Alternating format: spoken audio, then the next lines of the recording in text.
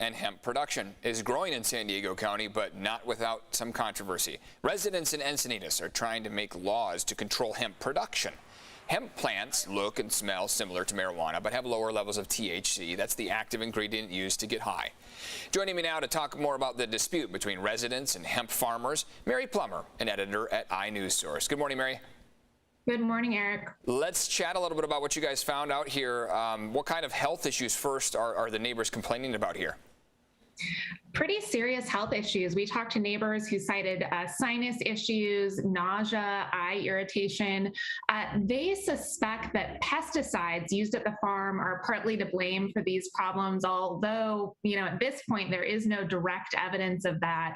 Residents are calling for the city of Encinitas to require buffer space between hemp farms and residential areas to try to make it safer. They also want a system in place for filing complaints. Our reporter, Kate Cicada, who worked on this story, she went through hundreds of documents and emails. She found that the city and county kind of were dodging responsibility for this, passing it back and forth, not taking responsibility for the issues here.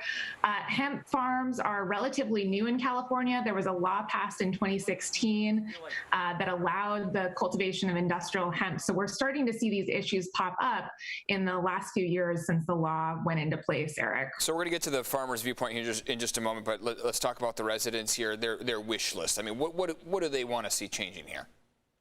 So they would like to see a process in place to deal with these complaints. They say that they've been going back and forth trying to get help, and essentially no one will help them. The farmers, as you stated there, it seems like they're doing things on the up and up. I mean, what is their take on this? What are the farmers' response to the residents' concerns? So we did speak with the farmers for this story. They think that these complaints are unfounded. They have taken steps to try and solve the problems. The situation has really created a lot of stress on both sides. In this particular case, the hemp farm we've been talking about in Encinitas is going to relocate to Vista. But across San Diego County, these issues are playing out. We've got a clip here from Josh Snyder. He is the CEO who's been operating the hemp farm we've been talking about. Here's what he had to say. I think that it's complete garbage what they're accusing us of based on zero evidence. They're literally, it's fake news. They're making stuff up.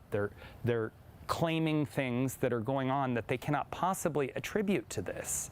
And they have no evidence that any of this is related to any of the symptoms that suddenly materialized that have failed to materialize amongst any of our staff. 60 people were working in this place every day. Gotcha. Yeah. So based on that reaction, it kind of appears that the two sides are kind of arguing a couple different things here. So what's kind of the biggest issue involved? Well, in terms of figuring out, these health issues, I can tell you that the environmental probes have now been launched by the state and federal EPA. In addition to that, the county is investigating the farm for pesticide exposure. We're going to know more in a couple months. That county investigation is expected to be released in September. But as I mentioned, these farms are kind of popping up around San Diego County.